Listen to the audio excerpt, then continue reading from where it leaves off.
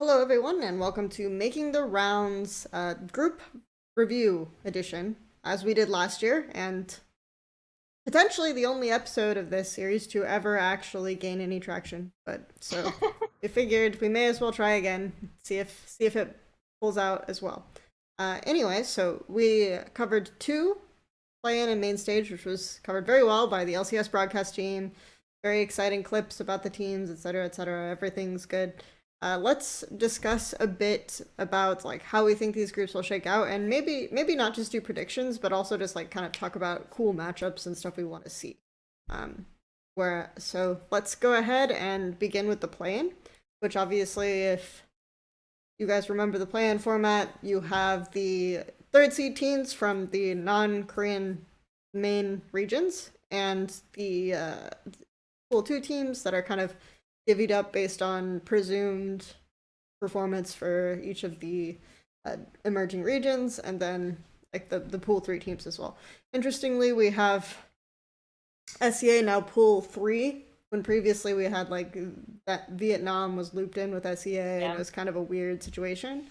So it's kind of interesting to see Ascension all the way down compared to the other two. If you guys didn't really pay much attention to what was going on last year. Yeah. So let's first of all look at these Group A, Group B, Group C, and Group D teams, which we don't have to be dramatic about. We already know what they look like. I have them on the screen. Is there any group where you feel like there will be difficulty for the main team? I guess by main team, I mean the major region team to get out. No, I think the only chance that we really have might be, I know a lot of people are looking at Group B. I think Ascension would look better if they were in, say you swap like Direwolves and Ascension, or you swap like Infinity Esports and Ascension. Obviously that wouldn't happen because they're different pools, but you know what I mean? Like swap Direwolves and Ascension, I think Ascension probably would have made it out of Group A. But in terms of like, the group they're in, no. I also don't. The only group I think has potential is G-Rex. Maybe I think Gambit could come first out of that group because I'm not sold on G-Rex at all. But I mean, I actually thought J Team might make it over them, so they didn't. I And and so, but I like don't really think G-Rex are a particularly strong team, so it will be up to Gambit to see if they can really, like, it's a good test for Gambit, right? Because they kind of hover like the Turkish teams in this weird spot where they scrim some EU teams, but they're not as super strong as the EU teams, but they're definitely above like a lot of the other emerging regions because they do get to scrim in Europe and they get to play on that ladder sometimes. And so it's I think it's a good opportunity for Gambit. I'll just say that. Yeah, I think it's an interesting opportunity for Gambit. Obviously, people are going to be like, on paper, it actually looks like Group B, which you sort of mentioned, is one of the more difficult groups because you have G2N with Supermassive and Ascension, and people remember kind of like Supermassive and Ascension and how these teams were supposed to look. Like the Turkish region was supposed to be really strong. Everyone was really, really high on Fenerbahce last worlds come around. So it seems a little bit like people are sort of wondering if they can beat G2, but it feels like to me that that shouldn't be a difficult group for them anyway, just because it's just there is definitely a gap. Like there were even some Yep. rumblings that Supermassive wasn't even the best Turkish team, right? And like for example, RBE would have had a better shot at this tournament. So it just feels a bit cut and dry in terms of there's like less excitement and less tension overall. I think a lot of people are actually even looking at Gambit as favorites over G-Rex. I don't actually think G-Rex are that bad. I think that they should still get out, but it will obviously be the most difficult group. Yeah. I mean, I still think G-Rex will probably end up first in that group. But again, I just think it's a good opportunity for Gambit to show like if they have improved to that level, then they can take that first spot. Sure. So obviously we're going to cover the main groups a little bit more extensively because we've been watching them pretty consistently. A lot of the minor region stuff is like things that we have to go back and watch between now and Worlds so that we can comment on them more fully. So we're going to dive into what most of you care about anyway, which is the main group stage for Fnatic leading Group D, and then you have like PL thrown in there because they don't have their own group. Like those are obviously the groups you care about the most. But the but the rest of the stuff, like I think a lot of these groups are really competitive and really interesting. Like to me, actually, let's start by talking about Group A. I think that Group A is potentially the most interesting and evenly competitive group that we could get across the board, where it feels like, Fengvu Buffalo is even kind of like can like definitely take some games. I don't think that they should be considered favorites to get out, but like it's definitely, I think, a group that people are kind of glossing over and not talking about as much because there are no Western teams seeded into it yet. But it's a really exciting group for me. So I love this group, actually. I think we're going to see a lot of really cool things just because each of these teams have really different play styles and different ways of approaching the game. I think a lot of people don't talk about Afrika because they're kind of a weird team to get a handle on for some people, and they were pretty lost, I would say, for like the mid part of this split. In my opinion, they looked quite bad, where they were really trying to figure out how they wanted to play, and they didn't really seem in sync, and they didn't really have any sort of defining play style. But I thought the way they approached playoffs was really smart. I think this is a team that I've really been looking forward to seeing in a best of one scenario because I want to see how they prepare for their opponents, because Afrika is a team that actually like does do a lot of scouting and tests out a lot of wacky and weird stuff with their 10-man roster when they do internal team scrims.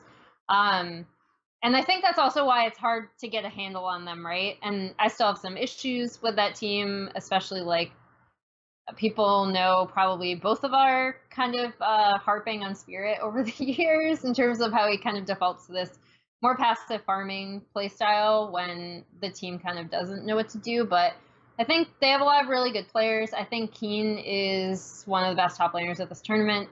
And I just love that all of these teams are quite different from each other in terms of how they play.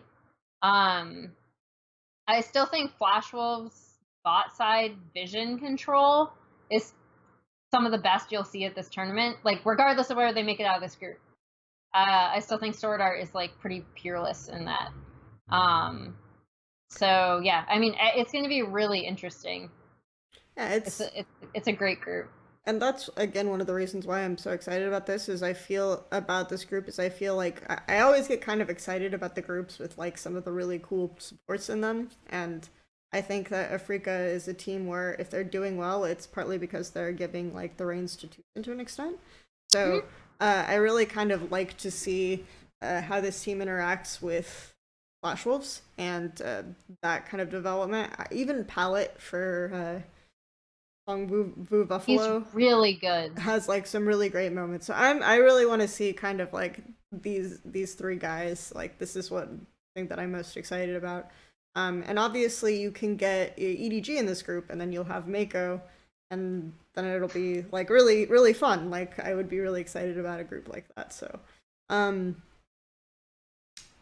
yeah, so that's kind of where I'm looking at from this, and those are the sorts of matches that I'm really excited about. I think that people always kind of underestimate Flash Wolves, and I do think a lot of that is narrative driven because they come to MSI, they show a bunch of stuff that they have in the tank at MSI, and people kind of figure out, okay, if this team doesn't get like X, Y, and Z conditions, then they'll just kind of collapse, and so then they don't have the greatest performance at Worlds because they still have the same consistent problems.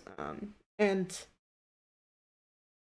the way that the split played out in terms of patch, I think could almost be an advantage for Flash Wolves because they kind of had to change a lot about some of the ways that they were approaching things as this split progressed. They stuck really, really hard to things like Mordekaiser that most teams kind of gave up on like really early on. and now they're going to be playing some different stuff. They will have probably some different ideas, and they might be like a bit harder to scout. Also because they were playing with their secondary team in a lot of situations once the split was closing. So I think they might be a more surprising team at this World Championship. So like I think people are kind of, when it came out, I was watching Raz talk about what is the free group or the group of life, and he was like, "Ah, Flash Rose, that's the group of life." It's I don't really agree. I think that they're should be considered one of the strongest teams at this tournament still. So especially in Uh, a best of one setting. Yeah. I need to go back and watch a lot more of their in-season games, but I think Fongbu Buffalo is also a really interesting team as well. Again, they have. I feel like we say this kind of often talking about Vietnamese teams sometimes, but they have a little bit more of a topside focus. But they also do a lot of really interesting lane assignments, some of which I love and some of which I don't like at all.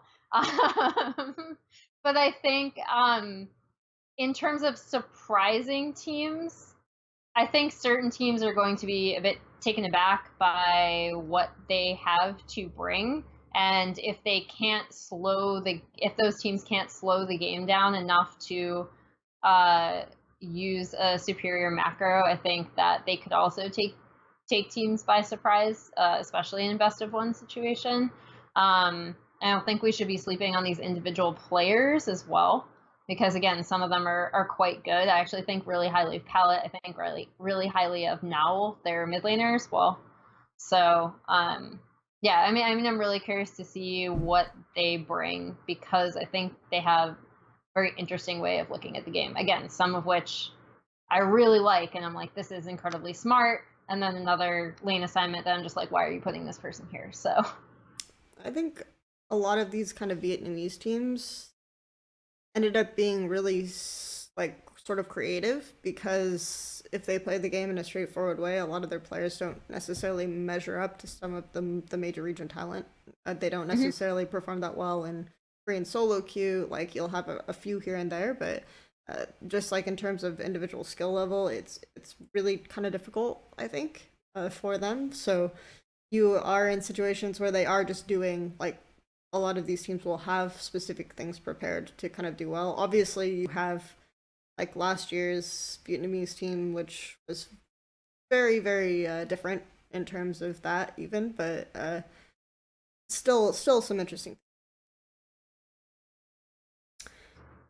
Like I said, I think this can be a group that is like seems very like, it looks like it should be kind of top heavy, but it could be a group that you have a lot of weird, unexpected stuff. Like people start thinking, oh, is this another Albris Nox Luna sort of situation?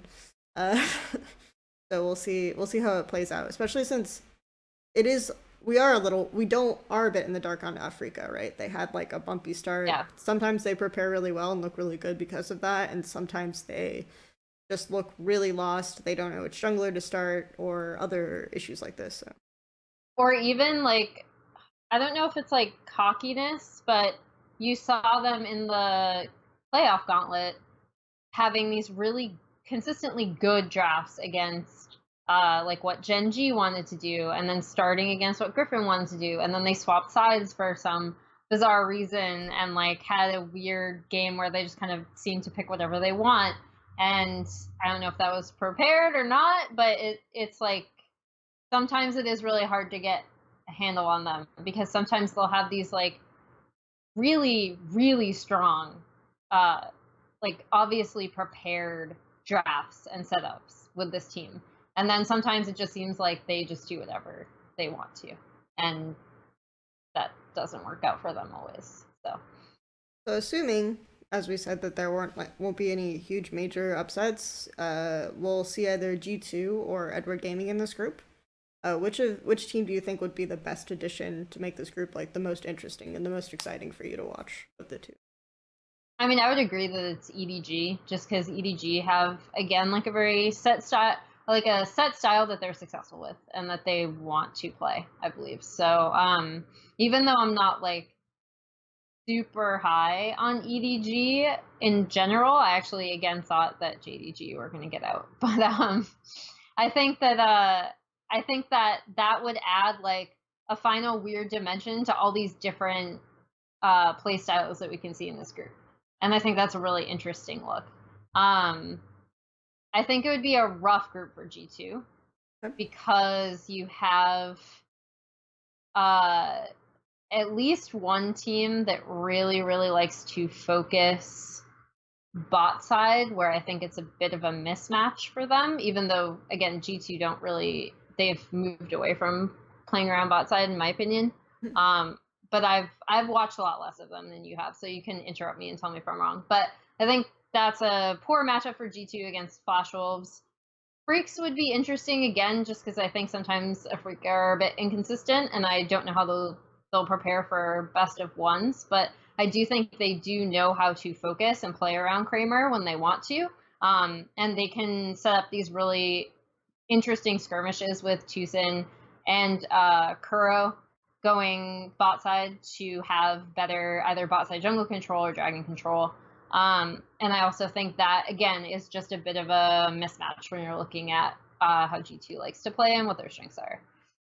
Yeah, I think the biggest thing is that when G2 are hitting their stride, they're really focused on blue buff invades, and that's something that they really won't get to do on blue side if they're playing on blue side against Flash Wolves. And but I do think that there are some interesting like elements that G2 could bring to the table. For example, if you're against Freaks, like Freaks I think are much more considered a topside focused team, right? Mm-hmm. And G2R as well. I think that that could be a really interesting matchup to see like Ankos and Spirit if you like those kinds of like throwbacks to when they were in EULCS together and stuff like this, and both playing around a top laner I think could be really interesting to watch. And then I think that they could get like some control topside. I don't, like I said, I'm personally biased towards like I love watching supports do like kind of cute things, but I want to be kind of honest and say that I don't think EDG are that good anyway. So it kind of depends. Like I don't necessarily think one team is definitively better. Like EDG had an upswing, but I don't think that they're like hugely better than G2, you know. So Yeah, I'm like I said, I'm not super sold on EDG. I didn't think they were going to be here, to be quite honest. So same. I think most people kind of had this as between Jingdong and Rogue Warrior. Like I thought it was gonna be yeah, Jingdong, so there you I go. thought it was going to be JDD too. I'm kind of sad we didn't get to see them, but EDG is here, and yeah, they are a very bot focused team. So that's I And think what they would bring. this will be the year that they make the semifinal, you know, without Philip, when everyone is convinced that they're garbage, you know. Okay, that's good. Um Poor EDG. all right, well, let's move on to Group B.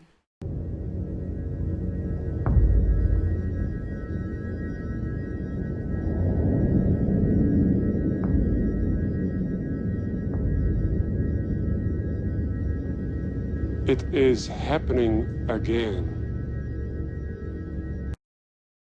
The Genji RNG group. and Gen G just can't get enough of each other. I know It's Edgar went on record and said that he wanted this. There you go. But yeah, it's RNG Genji. I think a lot of people kind of look at Vitality as the lamb for the slaughter this year. Like it's always fun to see kind of which team gets this group. It's become a tradition. I feel like they should just make this an established group going forward. The RNG G group. Uh, Before we kind of get into RNG and Gen G, I do think it is worth talking about what Vitality can do against these. So my thought process is that I feel like Vitality are a team where most teams where you see this Gen G RNG group will like kind of lose the will to live at a point. But Vitality are not a team that like that, right? They always kind of come in very bravado-y, very like a lot of the way that they like themselves up is just kind of I think something that Yamato Cannon kind of does well is that he's very good at just like psyching players up, right?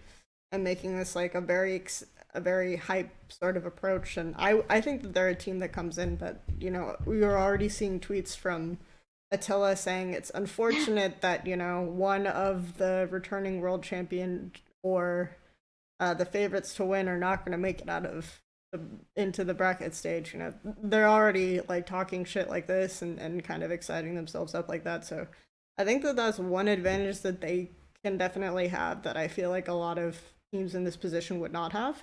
Um, and there are certain ways where I don't consider either RNG or Gen G teams that react very well to early game cheese overall. No, Neither of them are teams that do that. And Vitality no. basically all in on their early game kind of setups, where if they don't work, they just lose. But if they do work, then they can run away with the game like this to an extent. So I do think that there are a few things that Vitality can take advantage of, but I don't expect them to do well here. What about you?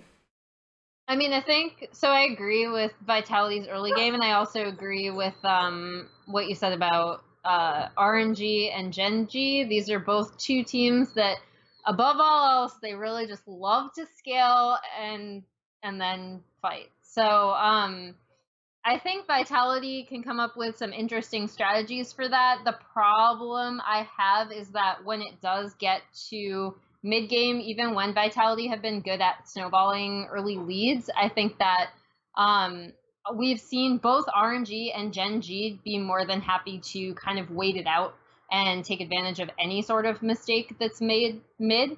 And I think that Vitality aren't there yet to the point where they'd be able to not like make few enough mistakes, I guess, if that makes sense, to have RNG or Gen G not take advantage of it.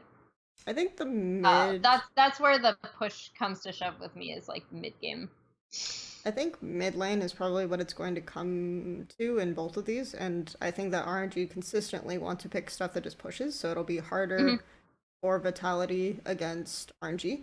But against Genji, like I feel like Crown and Jizuke have like we don't know whether it's going to be Crown or Fly, but I feel like Crown and Jizuke and even Fly, like all are kind of cut from a similar cloth in that they have like specific champions that they play that are good at either roaming or side laning or doing this sort of thing. So they'll kind of want to all do the same thing. And if you get creative with drafts, you can kind of pigeonhole one or the other. Like Vitality can sort of pigeonhole either Fly or Crown and just get to a position where Shizuke can be bot side at level 3, because I feel like bot lane is also going to be something that they struggle with. They really like having winning bot lane matchup. Like Vitality will draft for winning matchups across the board, but they really like having winning bot lane matchup.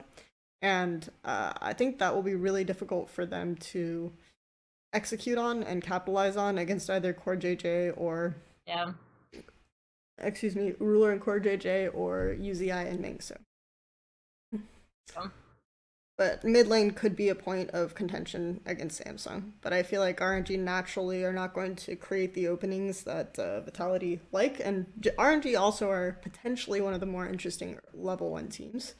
Or not necessarily because I think their early games are super good, but because they'll do weird things like start out in different lanes or do lane swaps that have consistently thrown off like almost everyone.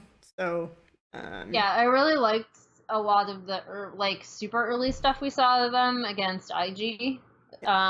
Like as recent as the finals they had some really interesting looks. And I feel like RNG have played against IG a lot, that they're used to teams that are red side teams, you know, that always will pick red side, that want to counter pick everything. So I feel like Vitality are very similar to an extent to IG. So that's why I do think that Vitality kind of have a better shot against Samsung as well. And who can end up in this group? C9? Yeah, if it's everyone, it'll be C9 because of the way. Yeah, I was gonna say they have to. Yeah, because of the other teams that would make it. And C9 is weird. I guess we'd be operating under the assumption that they're doing double jungle and taking Jensen. I have no idea. Yeah, I mean, no one knows. But I think it'd be actually be really good for them to take Golden Glue and Jensen and then pick a jungler. Like I probably pick Sven Skaren and take both Golden Glue and Jensen. Would be like the way I would approach it, but I think it would be really cool to see like Blabber go. So there you go. Yeah, I have no idea what they'll do either. I just know that when push comes to shove, most teams in this situation choose both junglers. Yeah. For kind of obvious reasons, so that basically if you have some sort of jungle mismatch, you can bring in the other jungler after they've been able to kind of scout or see what the opposing junglers can do. But anyway, so C9, if they get in this group, I think it's also a tough group for them as well. I think that C9 are really focused around whatever they're trying to do with their mid jungle duo, and I think even some of that got a bit muddied in their finals against TL, where TL just kind of ended up prioritizing what they wanted for Cobelter and Nick Smithy, and kind of undoing some of the pressure that they wanted there. I think Blabber is very good, and I actually like his aggressive style, and he's one of the he's a jungler that I'd like to see here, just because I want him to get that experience, and I also don't want him to lose that. Like, my biggest fear for C9 is that they'll play more passively than we've seen them previously, because it's a bigger stage, or because, like, inevitably, for whatever reason, when it comes to Worlds, people end up going through scrims and playing super, super aggressively, and then when they get to stage, it's always significantly more passive, and that's something that multiple teams have said, like, across multiple world championships. I think it's not just Worlds, though. It's like a pretty consistent thing. Yeah, it's a scrim to stage thing, but I think it's even more important in this case for C9 to not let that get to them, because, you know, they do have potentially 3 rookies starting.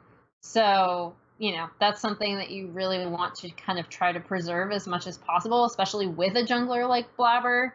I liked a lot of or quote unquote weird stuff they did in the gauntlet against TSM. I actually thought the Hecarim Nocturne was pretty fun. But I also think that they would struggle in this group. It's a rough group to get out of with RNG and Genji, just because I think they're 2 teams that really have strong identities, and I know as me, like, from my perspective, that's something I actually value quite highly. Sure. And I think it's really difficult for a team like C9, who is still, in my opinion, trying to figure out how they want to play with the rotating roster and what they want to do with those jungle mid duos. I think it will be a difficult matchup for them as well.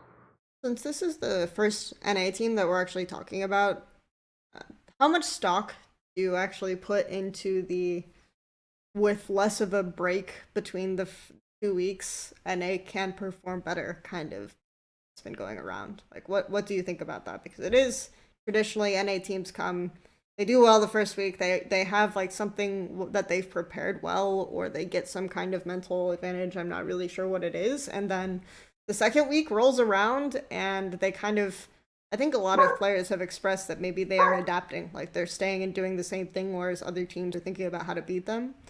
So, like, how much kind of stock do you put into that actually having an influence?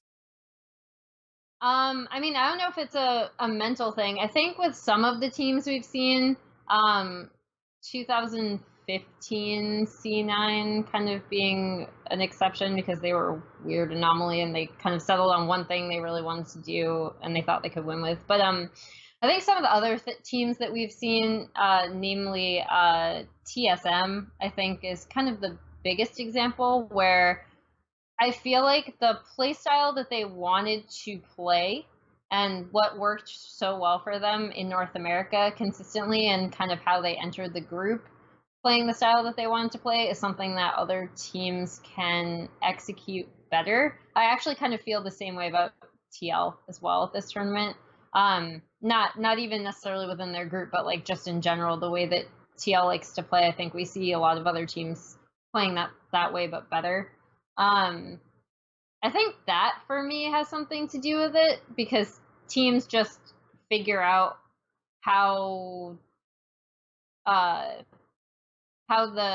top any teams want to play and adjust accordingly, whereas some of these teams we've seen have been kind of inflexible. Like, I think TSM was not as flexible as we would have hoped out of them, especially in 2016.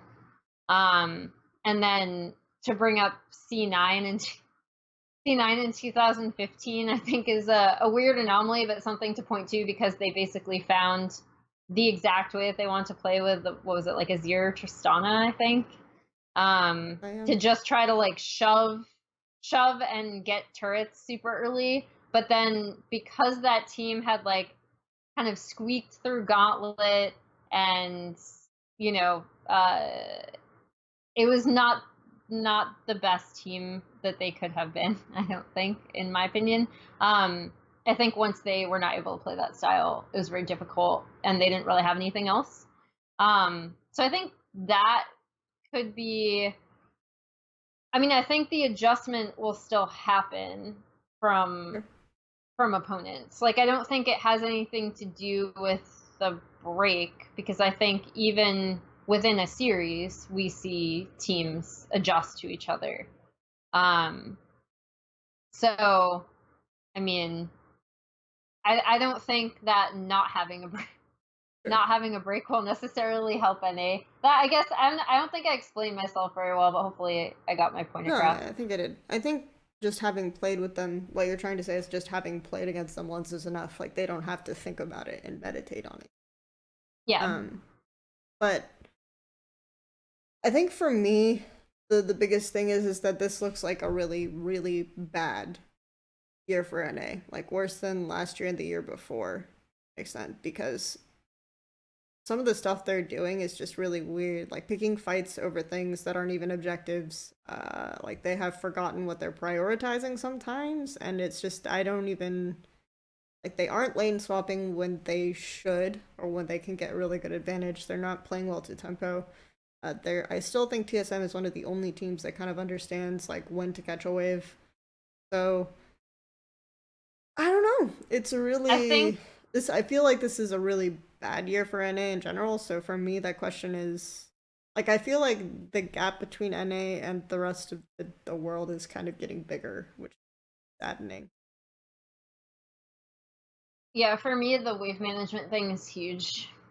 It's actually really big problem, so I hope that in scrims, when they do get scrims with some of the Chinese and Korean teams, that hopefully they can kind of get their butts kicked before so they can learn from it, because I think that's the biggest discrepancy when I look at is lane assignments, like you said, and then just general wave management and side wave control is still like, I know people have memed about it for a while now, but like, it's still an issue. Mm-hmm. And it hasn't gone away. So. All right, let us move on to Group C with K2. Oh yeah, I did want to say one thing about RNG and Gen.G. Mm-hmm. So I think Gen.G are super happy that they got this actually. Right. Because I think RNG will beat them in a best of 5. And I actually think RNG will top this group. I think a lot of what Gen.G wants to do, RNG does better. And Gen.G has been really honest about the fact that, like, basically RNG helped them win the World Championship last year, because they got their butts kicked by RNG in groups, and then they scrimmed them. And they learned a lot more about how to play around their bot side properly. So, and it's something, again, that like this team says again and again, every time they face Uzi and Ming, they face them at the Asian Games, and Ruler and Core JJ came out and said, wow, even though we lost, we learned a lot, they made us better. That's something that always happens whenever these two teams seem to match up. So, I think it's very lucky for Gen.G that they will not have to face RNG in a best of 5 unless they both make the final, because they're now seated on opposite sides of the bracket because they're in the same group. Yeah, I kind of skipped over that, so thanks for reminding me that we were going to talk about that. I think a really big thing is just how they like to just kind of give up mid pressure a lot. Gen.G do, and RNG rely on that a lot to make their mid to late game function. So even if they aren't necessarily playing around mid, if Xiaohu can get pressure aside, then that allows like Yuzi to move up and not get caught. So Gen.G won't get the same kinds of like really strong fights that they get against other teams. And I think that that's going to be a big factor. A lot of people are saying, but if you want to beat RNG, you just like really hard play to top side, and it's like Let Me is famous. It's really hard to destabilize Let Me. Yeah. It's just Let Me is just famous in China for like the fans don't actually think Let Me is good, but they say that Let Me has the superpower of making all top laners play as badly as he does. So, Let Me. Yeah, I actually think he's a really big factor that makes this team function a lot. I really would like to have seen them get Zatai to work in more. It would have given this team like more dimension. But I do think that kind of the role that RNG solo laners play in making sure their team functions is really overlooked a lot. And I do think that if you want to destabilize RNG, you actually go through mid. And I don't think Gen.G are a team that are going to do that very well. So, like, you can play mid to top and then put RNG in a situation where they have to like lane swap to do anything, but especially since if I had to guess, again, like we don't know. So I'm operating under the assumption that once again, like I said with C9, they're gonna go with double jungle. And it sucks for Fly, who was kind of a really huge part in when they did well, especially in spring. But I think that based on what I saw from them in the gauntlet, I think they're just going to pick Crown and then take both Haru and Ambition. So in that case as well, Crown, even though he has looked better recently, again, I don't think his mid pressure or control is as strong as Xiaohu's is at the current time. Right. You mean early on in summer, right? Not spring. Yes. Sorry. Okay. I just wanted to clarify so we don't get comments like, they don't even watch it. Okay. Yes. Really useful aside there. Anyway. So that's kind of how I feel about that. I think actually if Gen.G are going to be RNG, they have a better chance in a best of 5 than in a best of 1. Because I do think that they're a team that kind of figure out what they're doing as time progresses more. Like I expect them to have a really bad start to Worlds and then sort of ramp up as the tournament progresses. Because they are a very good ramp up team. So I would rather see them play in a best of 5, but we won't really get to see that unless it's the two of them against each other in the final, which could well occur. Which would be sick. Yeah, I mean that'd be a good final. All right. So let's just move on to Group C then, for real this time. Woo! How do we feel about? I mean, to me, this is like one of the most top-heavy groups in terms of there's definitely a team that I think gets out, and who knows? Yeah. So I think KT is gonna get out of this group. As much as I have my own issues with KT, and I'm like, full disclosure, I'm very honest about this in everything I do, but I am a KT fan, but that means that I am actually like incredibly harsh on them at all times. And I think they still have some issues that will definitely be exploited, but I don't think that will happen within this group. So I do think that KT will exit this group in first, because otherwise we have G2 or EDG, right? Yeah, it'll be either G2 or EDG, whichever one is seeded into A. Yeah. And I think against both of those teams, KT should also perform pretty well. So, and then Mad Team, I know Xander loves them and some of their strategies and what they want to do, but I think I haven't been impressed with their execution. And TL, I mean, this is an it'll be interesting to see who's seeded in this group. I guess the fourth seed, whether it's if it is G2 or EDG, or if another team miraculously makes it out. If that happens, then I think TL should exit this group. But maybe I'm underestimating Mad Team, but I still think there is a significant drop between Flash Wolves and the rest of the region, as shown in the finals. And yeah, I just TL, you got you have it. Like if you don't, it's one of those, like, if TL does want to be that team, that top team coming out of NA, and if they want to carry the torch for the region, like, this is the group for them to make it out. I also think that if you're EDG and G2, this is the group that you kind of want to be in. That's the group that you want, yeah. Between A and C. Like, this is the group that I would rather be in. Because I think it's a lot easier to get out over Mad and TL than Flash Wolves. Like, I admittedly didn't watch as much LMS as I usually do. I kind of stuck to Flash Wolves games because they're really interesting in terms of vision and stuff like that. So I don't know as much about Mad.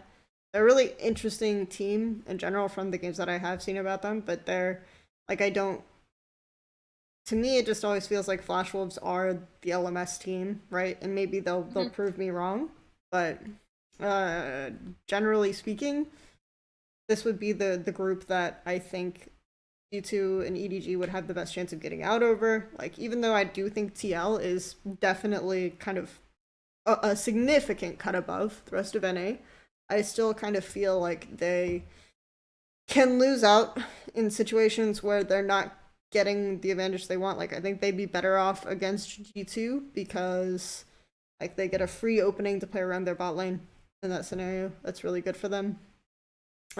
Maybe, actually, though, they have been playing more and more around Pobelter, which I think is a really good look for them.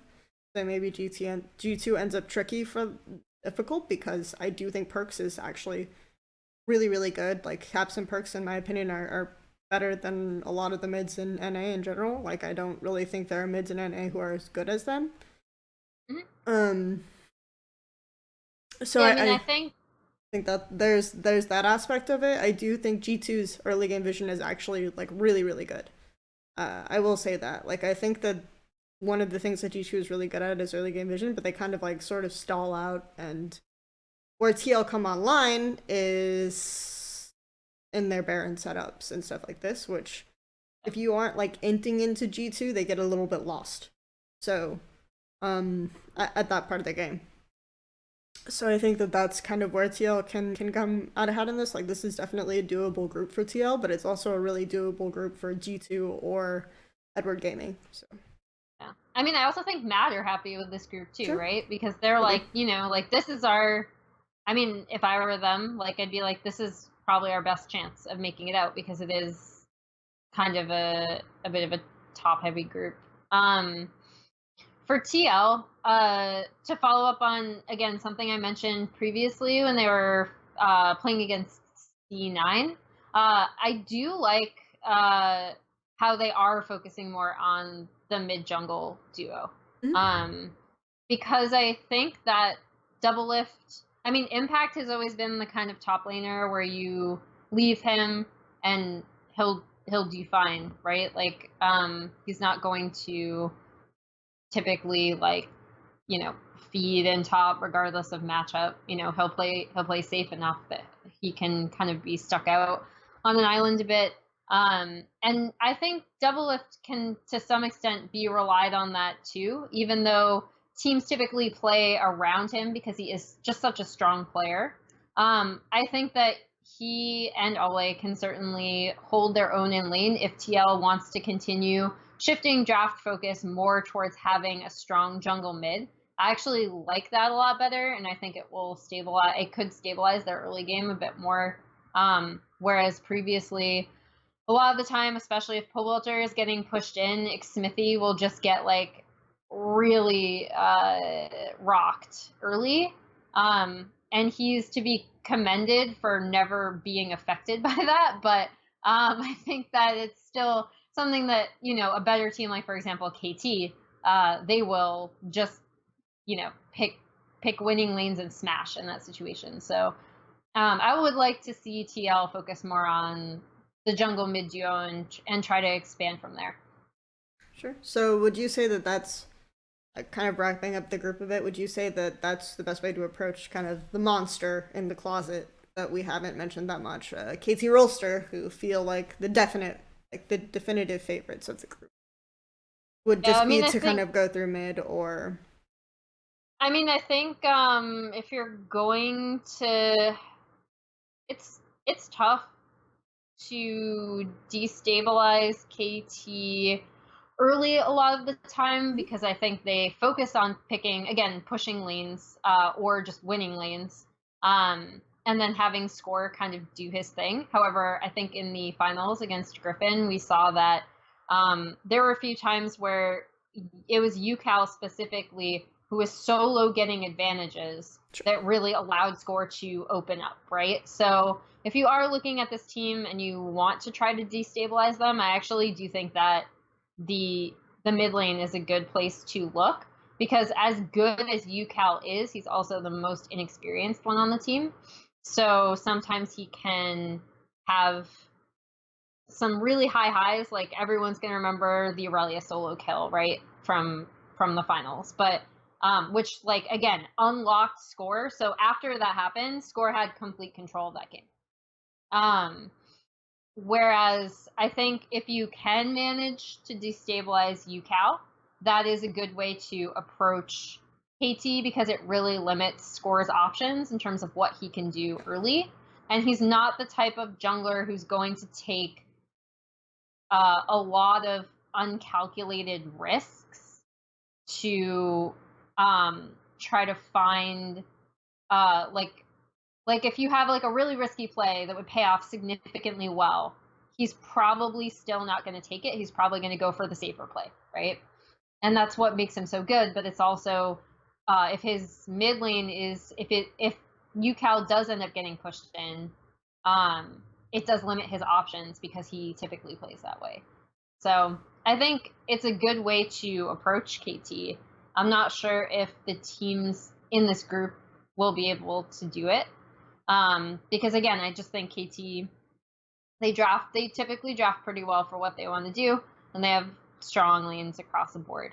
But if you're looking at how do these teams like approach KT, how do they try to beat them, that would be something that I would suggest people look at or look to do, and look to see what Griffin did with Chovy in a few of their games as well, because I think, again, they if not necessarily attack the mid lane, if they were able to get mid lane advantages, it definitely allowed Griffin to take advantage of what KT wants to do. In KT do have another shoe, right? Like, they're not a perfect at everything. They still have issues with, in my opinion. They have a lot of issues. Yeah, with my opinion, like, their biggest problem has always been when to reset. Like, after they get advantages, I still think that they have a lot of those problems. I do think that UCal has been, like, kind of maybe even temperamental, you might go out to say, in terms of, like, his performances being stable or not. And he's definitely an upgrade over where Pawn was with this team, but you still have some holes there. I think Deft has always been sort of a player who kind of lets things get to him, especially at Worlds. So there's that factor, but like, and then of course KT will get to this point where they're just like really obsessed with a certain champion pick, right? They decide that Fiora has been the best thing, God's gift to whatever, and even if we have the best setup to destabilize King Zone, we're going to go ahead and play to top and Fiora in a bad jungle top 2v2 until we lose. And or they'll pick like a really strong matchup in top, but then not pay any attention and like go bot, and it's just like, why are you doing that? to that effect, I actually think there are even openings for G2, right? Where if like they just save their counter pick for a top, they could be in a position where they're doing some weird shit, and like mid lane is having a crisis of conscience or whatever is happening. There's even like some opportunities that G2 can take a game off of them. Like I don't actually think this will be a group where KT don't drop a game, but I think it will be a group where they should get out in first place easily. So yeah. I'm always of the mindset that KT can drop a game, again, just because of the things we've said. Mm-hmm. Also, like, sometimes, like, it's just, like, they're specifically frustrating because, like, they'll have a really good draft and then they'll focus a different place. Or Mata will have this, like, insane vision net set up and then they won't take advantage of it because their back timings are terrible. Or, you know, it's, like, stuff like that where it's just, you can see exactly what they want to do and they just, for some reason, don't follow their own game plan. So yeah, both TL and G2 will be happy if there's a team that's like inting into them after they should have reset a fight. So like they're both really happy in those scenarios. So there's definitely places where they could turn a losing game. Anyway, that's Group C. Let's move on to Group D, which Fnatic and Invictus Gaming back again. Rookie having to play against Europe's upstart mid lane star, who at the time last time was Febivin, is now Caps. So we have also like the questions of their bot lane and are Fnatic bots significantly better than IG's bot, or is IG's bot actually good? Is IG's top laner actually good? Is IG's jungler good? Is Invictus Gaming really a team, or are they an illusion that occasionally is put up on the screen during the League of Legends Pro League? And then 100 Thieves, of course. We can't leave them out. If we're assuming... I mean, I guess we're assuming that GRX get out? It would have to be either, if all of the major league teams get out, it would have to be either GRX or a wildcard team. So okay, yeah, so like this is a group where Western fans feel like, yeah, like both NA and EU fans feel like, yeah, there's possibility here, you know. Yeah. I also don't think, I think a lot of people will be of the opinion that this is very top heavy in the same way that Group C is, but I really don't agree.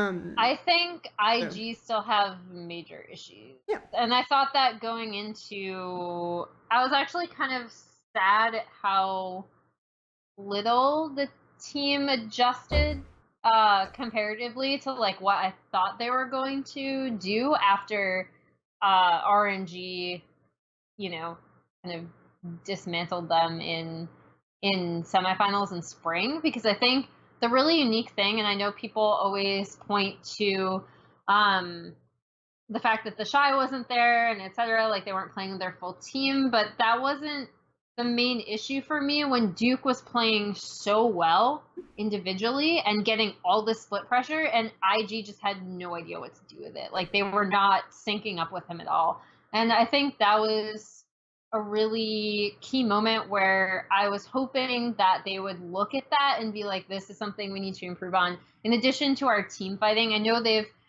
spoken about how they wanted to improve their 5v5 because they felt like that's where they were really getting taken advantage of in the mid to late game. And I will say that their 5v5 team fighting has improved somewhat since spring, but I think they still have problems with split pressure. They still have problems, like we touched on it before when we mentioned them first, that they're heavy, like red side counter pick. We want pushing lanes. We want a strong early game, which is why we asked the question, is Ning a good jungler? Because the thing that everyone inevitably should bring up is that he typically always has pushing lanes, which allows him to get away with a lot of really risky, aggressive plays that he really shouldn't get away with a lot of the time, and sometimes he just doesn't and feeds. So, I think, I mean, can you tell that I get frustrated with Ning's inconsistency? But anyway, I think that IG like are not this like, again, like KT, they're not this like super strong, peerless team that a lot of people are kind of hyping them up to be, despite the fact that they are a good team with very strong lanes. Which does leave some openings for other teams, especially if you're going to focus on splitting pressure on the map. I feel like IG has never really kind of evolved to the state of League of Legends where strategy and planning are considered the most important things. Like, they're still playing the game where it's like, oh, we don't have good enough players, you know? I just did an episode of Narrative Wake where people were saying, oh, but it's rarely ever individual. With IG, it is because they're not changing anything else.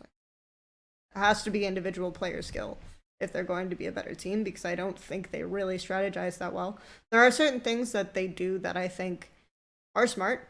Like, they have gotten a little bit better at when they're balancing their 1-3-1 and things like this, and they are like really capitalizing on setting up vision in one side and then using their AD carry frequently to get a catch and actually setting up team fights a little bit better. But to an extent, I almost look at IG kind of like if you've watched way more NA, you'll know like they remind me a lot of Echo Fox sometimes, like Spring Echo Fox, where they're not really paying attention to their mid to late game transitions that much, but they're like, God, like the Shy is gonna push this lane, you know, like he's gonna push this lane. Rookie's gonna push this lane. But so I actually do think they rely a lot on their bot lane to kind of keep the lane stable, and you really see the big holes in them when either mid jungle 2v2 is not like in sync. Like, I think Ning isn't the smartest jungler, but he's a gifted kind of player mechanically, and he works well with Rookie. But I don't necessarily think of them as a duo, you know? Like, they're not necessarily thinking about, okay, after I do this camp, I'm going to contest Scuttle and then go for an invade on Raptors. Like, they're not communicating this. It's like Rookie is pushed out the wave mid, and then if the wave mid is pushed out, then good. If it's not, whatever. Like, there isn't really a sync control here. It's like there's not really a set of planning between them, but when they're together, they work well together, you know? When they're on the same page, it works well. There's just like not a lot of effort to get to the same page, you know?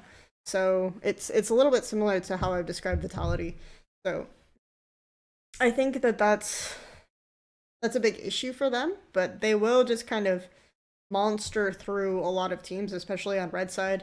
Like, I think this will be a group where side selection is a big deal, because I think Fnatic are a better team on blue, IG are a better team on red. Types of situations will actually matter a lot. So I kind of... IG is really interesting to me because I think a lot rests on how Jackie Love is kind of feeling. And as the pressure mounts more and more, we see Jackie Love struggle more and more. So I wonder if like Worlds is just a stage where he just like can't even use his mouse anymore the entire time.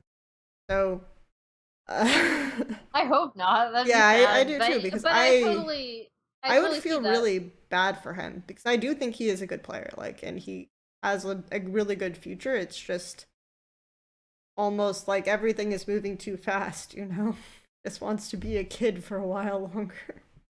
I think also, yeah, I mean, it probably didn't help that he was immediately, so like, first of all, like scrim hype, whatever, when he was a trainee, but it also didn't help that IG was so successful, I think, with this strategy of just winning, pushing lanes, or getting counter picks, and that when the pressure did mount very quickly, he suddenly finds himself, you know, in the semifinals this past summer, in the finals.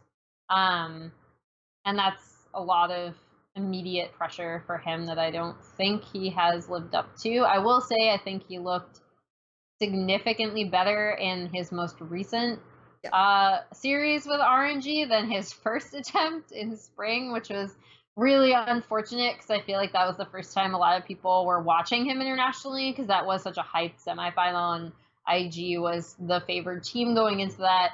And people watched him and they were like, wow, this guy sucks, which was unfortunate because he doesn't suck. But it was a very bad series from him. So I was glad that he was at least able to get some redemption in the summer finals, I felt. But yeah, I do think this is a bit of an emotionally charged team as well. But it is significantly better than 2015 IG. So for that, I am grateful. Yeah. Because that team was. So do they get out of groups this time? I think they do, yeah. I think they should.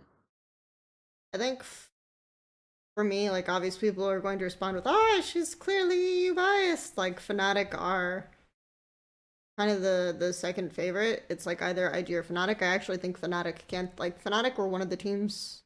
I've also listed TL as a team that I thought could possibly take games off IG, so it's not just Fnatic, but I do think that there is an opening here for Fnatic to come out at first seed even.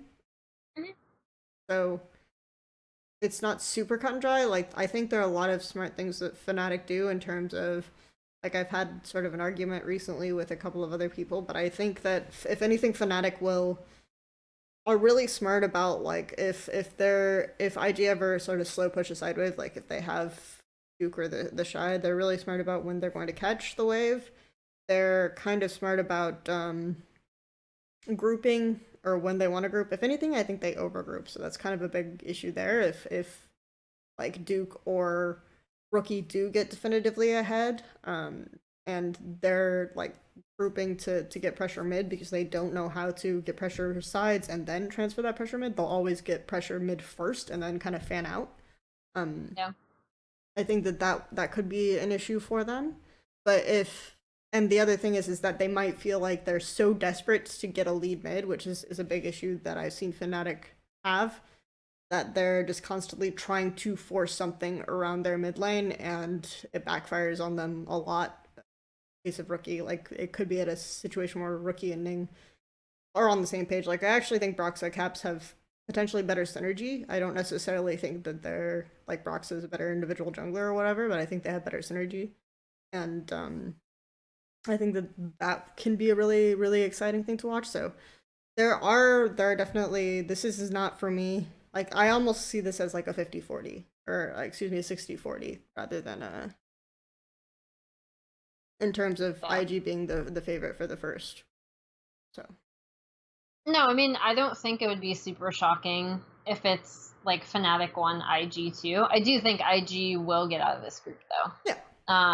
The place where I'm really gonna start to worry about IG is once they get to best of fives.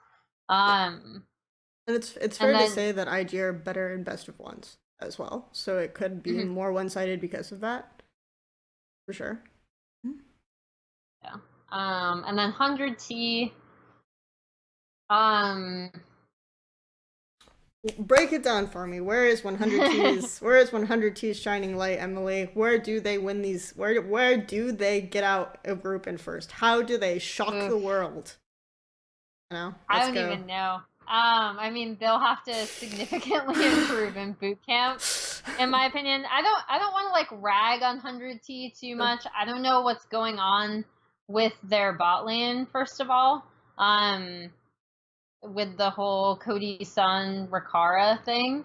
I don't know who they're going to be starting. I don't know how they're going to approach bot lane for this tournament.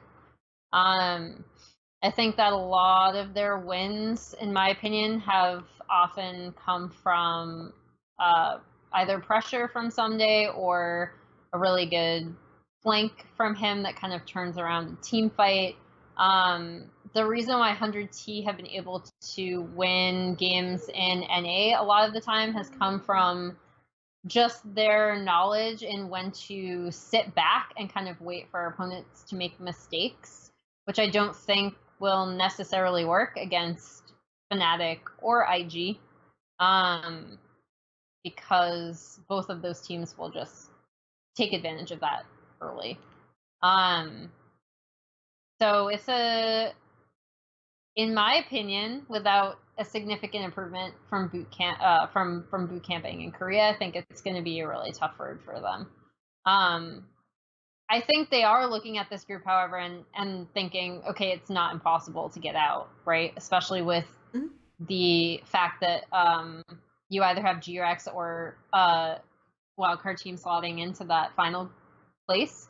But then that team always becomes the scary team because it's like, yeah, exactly. the team that loses to this team, as TSM knows so well at this point, the team that loses to the otherwise winless team is going to be the one that screws themselves over. So, yeah, that That's team true. That actually somehow always happens. That team actually becomes kind of scary to be in a group with. So, yeah,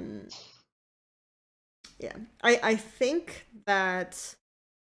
I guess one of the better questions is Someday versus Duke as exciting as it used to be? Would you rather see the Shy versus Someday? Is it really one-sided? Would you rather see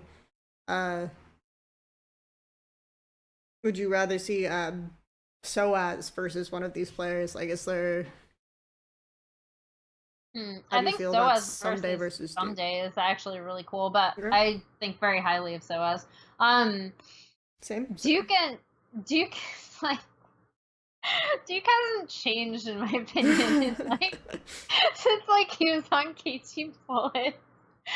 I think I tweeted something when he was actually in spring semifinals where I was like, Duke is gonna like the world could be ending and Duke will still be split pushing by himself.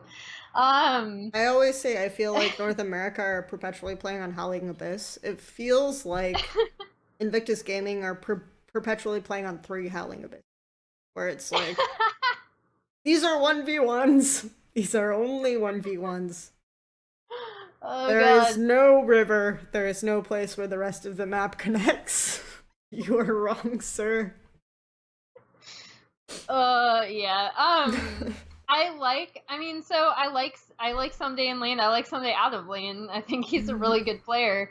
I don't think it will help a lot of the time in this case because I think both Fnatic and IG just have more. I mean, we talked about both these teams. They have clear defined identities. They know what they want to do, even if sometimes they might force things around what they want to do. In both cases for different play styles.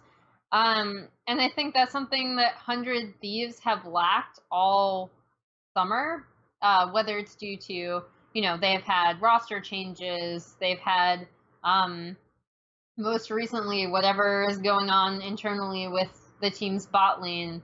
I think they haven't had a lot of time to develop like a really specific set identity beyond rely on some of our veterans' experience and or like Someday to turn a mid to late game team fight. And that's not even me like I'm not trying to like dunk them or anything. It's just like I don't think they've had a set roster where they've been able to develop a clear identity over time. And I don't think that a Korean bootcamp is enough to do that. Whereas I look at Fnatic, I look at IG, I look at some of the teams even coming in, like if it's like G-Rex or like a Supermassive or Gambit, I think even all of those teams have a pretty good idea of like what they want to do. And I think that's something that 100T can sometimes lack. And I think in this specific case, it hurts them. But yeah, like individually, I mean, Someday is a beast. So, if it's him and Duke, they're just going to be sitting there the entire time in top lane or like matching each other in side lanes. And it'll maybe not be as interesting and or as kill heavy as people think it will be. But it's going to be a lot of farming. So if you love watching top laners farm, well then I mean, some people do, Look forward to that. Oh, he's setting up a freeze. So hype. This guy, he's gonna lose at least 4 creeps off of it. But Well, they better send that jungle up there. Otherwise, he's never gonna be able to hit that wave. Anyway. No, Ning's too busy trying to do a red buff and Kate. Sorry. But I do think there is a 100 Thieves that is good, in there somewhere. I agree, actually. I just don't think they've had the time to find it. I think there are very specific champions that they look good on. Like, that's like, oh, can we get Rise and Gnar? Okay, we'll win the game maybe then. That kind of...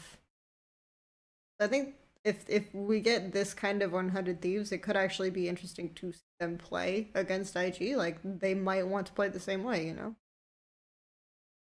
So, there you go.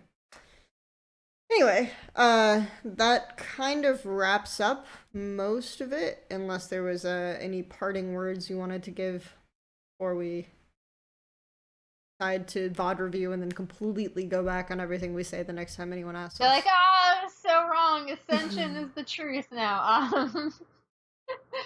I don't think that will happen with Ascension specifically, but anyway, no, not that I can think of off the top of my head. Well, Emily will be heading to Korea. Are you going to go for the plan as well? Yeah, I'll be leaving Tuesday.